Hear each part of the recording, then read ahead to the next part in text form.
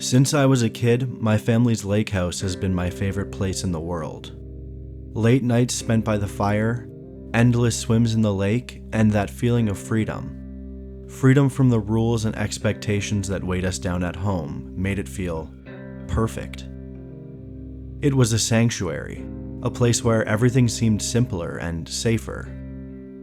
I never could have imagined that the very place that brought me so much joy would become the setting of a nightmare I'd never be able to forget.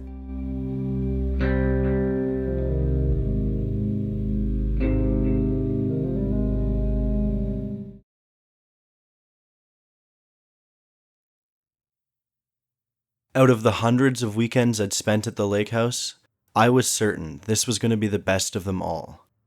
I had just turned 18, and this was the first time my friend Tyler and I'll call him Ty from now on, were allowed to go there for the weekend all alone. No parents, no family, no rules. Free to do whatever we wanted, when we wanted.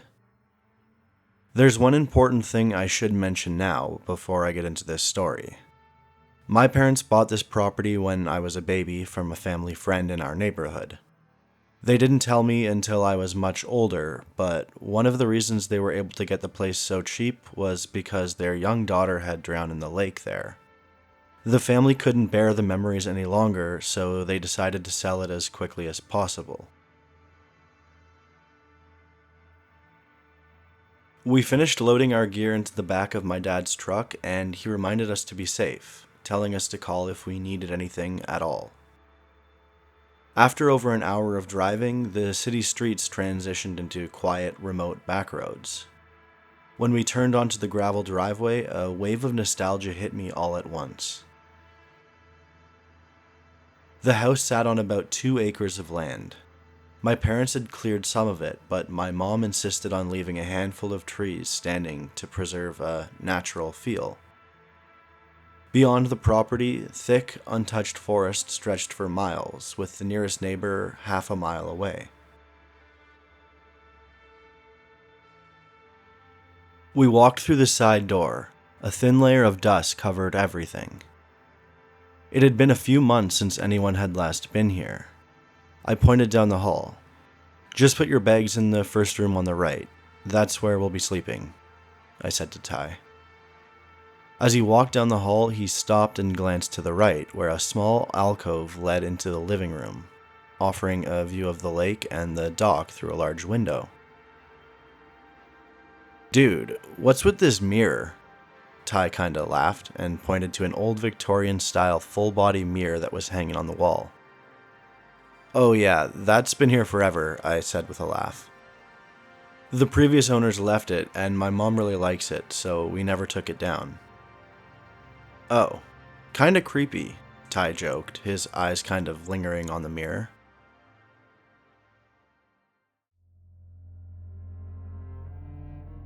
After unpacking, I showed Ty around the property, and we spent the rest of the day swimming, sitting by the fire, and blaring music. I'd be lying if I said we didn't get into my parents' liquor cabinet, but that's beside the point. The next day we woke up around 10, a little slow from the night before, and sat down around the table to have some cereal. As we ate, I noticed something strange. Every time I took a bite, Ty did the same, at the exact same time.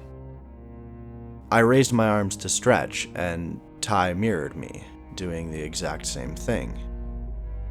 "You're an idiot," I said, laughing.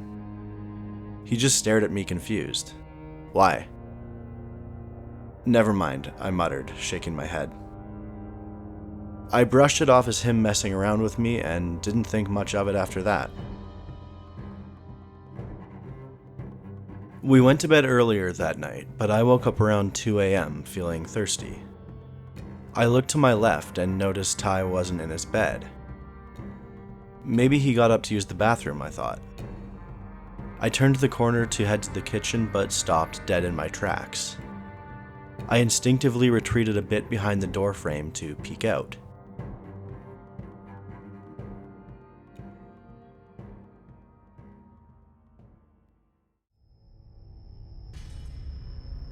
There was Ty, standing inches away from the mirror, staring at his reflection in the dark. Only a sliver of moonlight from the window illuminated his face. He raised his hand and slowly waved it in front of his face, intently examining the reflection. The look on his face was almost curious, maybe even surprised. I focused on the reflection in the mirror. Now, it was very dark and I had just woken up, but I swear something wasn't right. His reflection looked distorted. The face seemed wrinkled, the eyes sunken and darker, and there was a strange half grin spreading across it. My heart sank at the eerie sight. Then, Ty raised his other hand and made the same waving motion. But this time, the reflection didn't move with him. It stayed still. A chill ran down my spine and the hair on the back of my neck stood up. "Dude," I yelled, my voice breaking the tension. "What are you doing?" Ty jumped back, turned around and looked at me, startled. "Oh, shit. Nothing."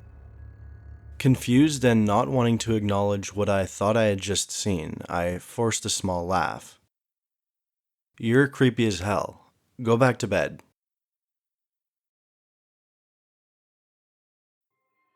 I kept a suspicious eye on Ty the next day, but he seemed pretty normal. Aside from mimicking me at breakfast again and a few other odd moments throughout the day, everything felt normal. We went fishing, cooked hot dogs on the fire, talked, laughed, and joked around. But that night, things started to get out of control. I woke up around 2 a.m. to pee.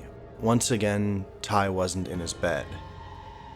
I peered around the doorframe, nervously expecting to see him standing in front of the mirror, but he wasn't there. Something was wrong. A wave of panic washed over me and my heart began to race. Then, something outside of the window facing the lake caught my eye. I focused on the dark, still water, and there he was. Ty, lying on his stomach on the dock, his face inches away from the water, staring down into it. Then I noticed something.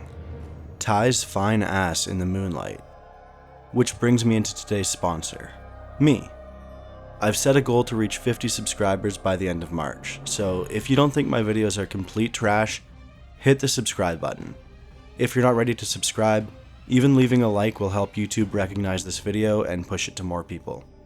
Even 2 or 3 likes helps with this because the channel is so small, and like I said, really makes a huge difference, so please consider it. Alright, back to the video.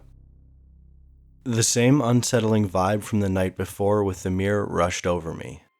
Chills shot down my spine, adrenaline coursing through me. I swung the door open and sprinted toward the dock yelling, "Ty, what are you doing?" He didn't reply. He didn't even move. I stood over him, my voice louder this time. "Ty, dude."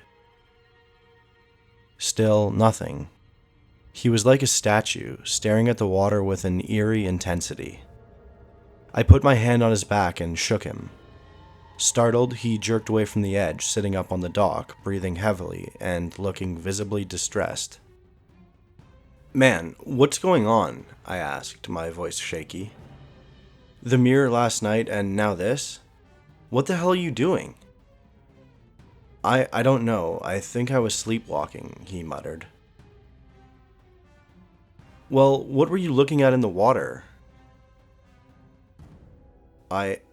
Nothing. I can't remember. Sorry, man. I'm gonna head back to bed." He started to walk off the dock, but turned around, put his hands to his head, and made a goofy, "woo" ghost sound while chuckling at me. Honestly, this annoyed me and at the same time gave me a bit of relief. On one hand, I was exhausted and freaked out by everything going on. But on the other hand, at least he had some sense of humor. He hadn't completely lost his mind. When I got back to the room, he was already in bed, snoring away. Thank God, I thought, letting out a sigh of relief. But shortly after drifting off to sleep, I was jolted awake by an incredibly loud slam. My heart raced. I burst into the living room and glanced out the window. He wasn't at the dock.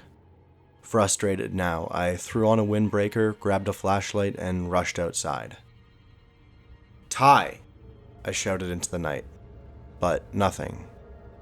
"Come on, man, stop this. I'm tired and you're freaking me the hell out." Clearly pissed off, I called out, but still no response. I scanned the property. The moonlight cast eerie shadows across the grass from the trees, but I couldn't see anything. It was unnervingly quiet, the only sound from a cricket chirping in the distance. Then I spotted something behind one of the trees at the far end of the property. I shined my flashlight toward it, and there he was. Ty, his head peeking out from behind a tree, staring at me without saying a word. Then he quickly scurried to another tree, moving closer in my direction. "I can clearly see you. You're barely even hiding, dumbass," I shouted. Then he moved to the next tree, again getting closer. My frustration shifted to uncertainty as he peered at me again. "Oh, whoa," I remember thinking. He's not joking around. He really thinks I can't see him. What the hell is going on? He retracted his head and peered out from the other side of the tree. His eyes were wide and looked totally serious and focused, almost like a devious fox stalking a rabbit or something. Again, I was overwhelmed with chills. The sight of him hunched over, peeking at me, totally serious, it was just bizarre. I shined my light directly at his face and almost fell backwards. His face was slightly wrinkled, eyes dark and sunken. It was the same face I had seen in the reflection of the mirror the night prior. "Dude, quit it," I yelled. He must have finally clued in that I could see him, because he bolted, incredibly fast, and left, disappearing into the thick woods. Now, in full panic mode, I paced the property looking for any sign of him. I barely even bothered calling out his name because at this point there was almost no chance he'd answer me anyway. I pulled out my phone, debating on calling my dad, but I stopped. If I call him now, in the middle of the night, to tell him this crazy story, he'd probably never let me come back here alone again. Hell, he'd probably think we were on some kind of drug. Then, a loud splash broke the quiet. I sprinted down to the dock. The water at the end was clearly disturbed. Something had just fallen in. Then I noticed a small red piece of fabric caught on the metal bracket we'd used to tie down the boat. It was a piece of Ty's shirt. Adrenaline rushing, and without thinking, I sprinted back up to the house and ran inside. I pulled out my phone and clicked my dad's contact from my recent calls. First ring. Second ring. Then my heart stopped as my phone fell to the floor. In the mirror was Ty, or that distorted version of him. "Come in the lake. The water's not too cold."